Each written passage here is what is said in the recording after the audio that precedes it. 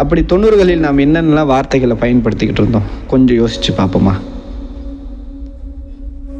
தப்பு பண்ணாத, யாரையும் ஏமாத்தாத, பொய் சொல்லாத, உன் மனசாட்சிக்கு விரோதமாக எந்த செயலும் செய்யாத, நீ செய்யக்கூடிய செயல் அடுத்தவர்களை பாதிப்புக்கு உள்ளாக்கக்கூடாது, நாம் வாழணுன்றதுக்காக அடுத்தவங்களை ஏமாற்றக்கூடாது, நீ தெரியாமல் ஒரு தவறு செய்துட்ட அப்படின்னா அந்த தவறுக்காக அவங்கக்கிட்ட பகிரங்கமாக மன்னிப்பு கேள், பொய் சொல்லி எந்த ஒரு வேலையும் செய்யாத, பொய் சொல்லி உன்னை காப்பாற்றணும்னு நினைக்காத, உண்மையை சொல்லி அந்த தவறுக்கான தண்டனையை கூட அனுபவி, அடுத்தவர்கள் பொருள் மீது ஆசைப்படாதே, அடுத்தவர்களை ஏமாற்றிட்டு வாழணும்னு நினைக்காத, இப்படின்னு நிறைய நேர்மறையான வார்த்தைகள் 90களில் அடிக்கடி குழந்தைகள்கிட்டையும் மாணவர்கள்கிட்டையும் சொல்லித்தரப்பட்டு கொண்டிருந்தது.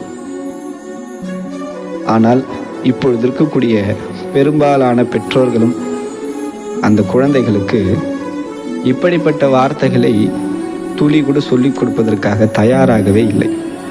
அதற்கு நேர் எதிர்மறையான நெகட்டிவ் வேர்ட்ஸ் தான் நிறைய பயன்படுத்துகிறாங்க.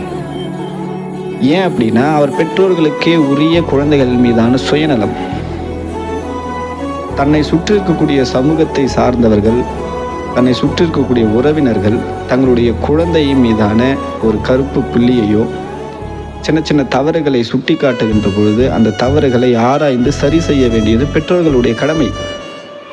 மாறாக அந்த குழந்தைகள் செய்யக்கூடிய தவறுகளை சமாளித்து அவர்களுக்கு நீங்களே சப்போர்ட் பண்ணுற விதமாக சுயநலமாக யோசிக்கும் பொழுது இந்த குழந்தைகள் உங்களை பார்த்து அப்படியே வளர்றாங்க.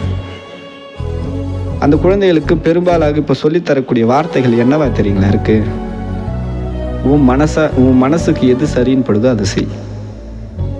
உன்னை பற்றி யார் என்ன பேசுவாங்க